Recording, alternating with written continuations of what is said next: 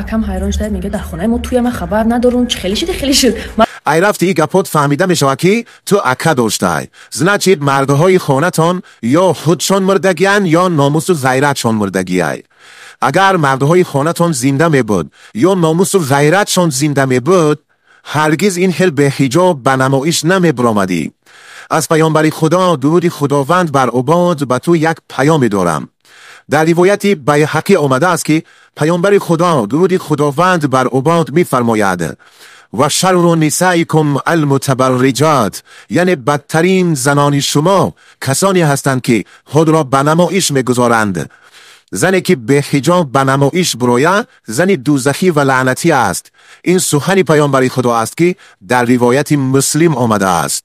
و اگر باز عطر زده به بیرون براید چون این زن زناکار است. این همه در روایات حدیث از پیامبر خدا درود خداوند بر عباد روایت شده است.